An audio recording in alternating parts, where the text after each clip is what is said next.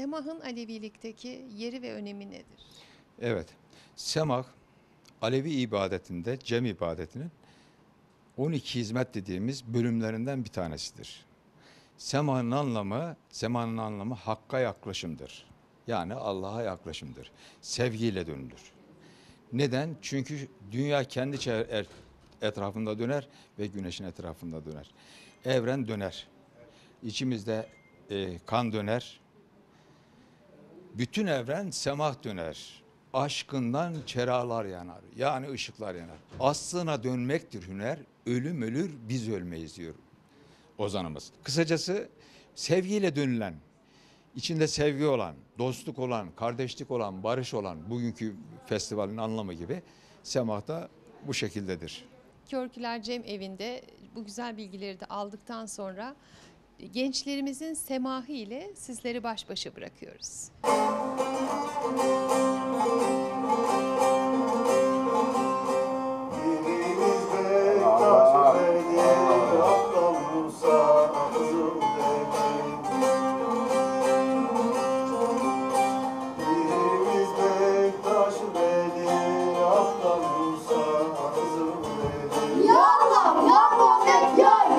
Niyazlarınız hakka olsun, hak kabul etsin.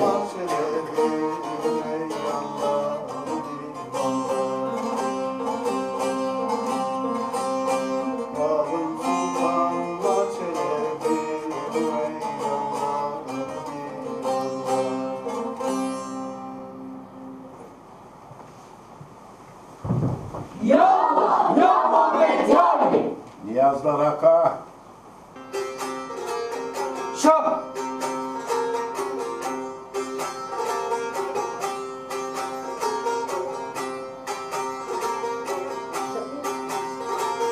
Şah.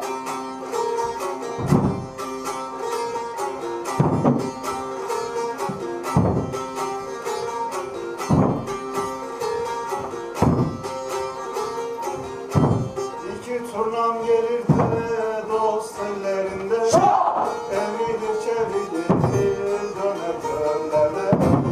Ali ya, Ali ya, Ali ya, Ali ya, Ali ya.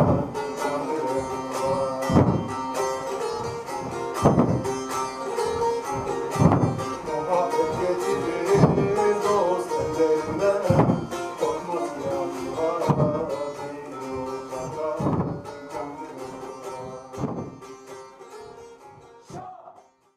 Yine ağlamda yavru şahit. Yine de alayım dost dost diye. Ötesi turna. Alayım dost dost diye. Ötesi turna. Alayım avazı sende bulundu. Yaman ötesi. Varın benim. Ol bilen varı. Allah yeşilli. Gönlüm varım, atası turna. Gönlüm varım, atası turna. Şahem olmuş tatlı bir yaza. Oturmuş aklerim, mendili çözer. Mecnun Leyla için çölleri gezer. Can verdi canana, ötesi turna. Can verdi canana.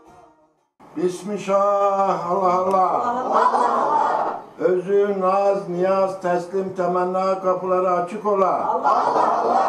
Niyaza inen başlarınız ağrı, acı, dert, bela görmeye. Yüce Allah hepinizin yardımcısı ola. Bizden nefes, ululardan, velilerden, evliyalardan ola. Kabul ede gerçeği mümine ya Ali.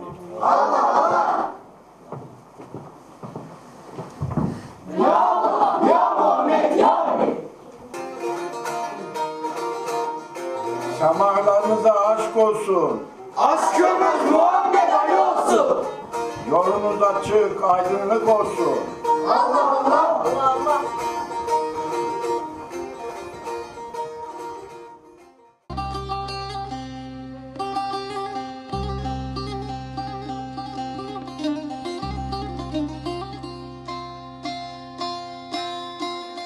Efendim yanımızda yine çok kıymetli bir konuğumuz var. Efendim sizi tanıyabilir miyim? Elbette. Ben de Körküler köyünde doğma büyüme, bu köyün evladıyım. Benim esas mesleğim öğretmenliktir. 31 yıl öğretmenlik yaptıktan sonra çok güzel öğrenciler yetiştirdim. Hepsi de şimdi gayet güzel meslekleri var, geçimleri var. En büyük kazancım o. Bizim köyümüzde dedelik yoldan gelmedir, soydan gelmedir. Seçimle dedelik olmaz burada. Bizim erkanlarımız vardır. Bizde 3 erkan vardır. Bir, ilk kapı biliyorsunuz 4 kapı 40 makam denir. Sık sık duyarsınız. Şeriat makamıdır. İkinci makam tarikat makamıdır. Üçüncü kapı marifet kapısıdır. Dördüncü kapı da hakikat kapısı, hakla hak olmak kapısıdır. Doğan herkes Alevi çocuğu olarak doğabilir, büyüyebilir. Şeriatı öğrenir önce. Abdest almasını, besmele çekmesini, Allah'ı, Kur'an'ı, her şeyi öğrenir. Ama yola girmek için bizde olmazsa olmazın biri ikrar vermektir. Nedir efendim o? İkrar vermek, Türkçe karşılığı söz vermektir. Bir cem kurar, kurbanıyla gelir, canlar gelir. Bu cem evleri var artık şimdi. Eskiden evlerimizde küçük odalarda, çok zor şartlarda yapıyorduk. Şimdi rahatladık. Halkımızın yaptığı bu cem evinde çok rahat cemlerimizi yürütüyoruz. Cemevimiz her çeşit insana açık. Cemlerimiz her çeşit insanlara açık.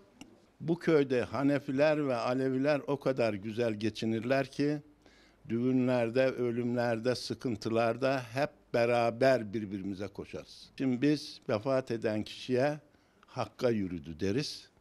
O Hakk'a yürüyen canları da geride kalan evlatları onlar için bir cem yaptırırlar. O ceme de dar kurbanı, dar cemi deriz. Burada ne vardır? Helallaşma vardır özünde. Cenazede helallik alıyoruz, definde helallik alıyoruz. Bu dar kurbanında burada giden canı kul hakkıyla göndermemeye çalışıyoruz. Orada da bu hakla sorguya girmemesini Allah'tan istiyoruz. Allah'ım buradaki sorduğumuz soruları orada sormayın diyoruz. Çünkü helalleşmek en güzeli. Değil mi? Günahlara tövbe, kullara da kul hakkına da helalleşmek gerekir.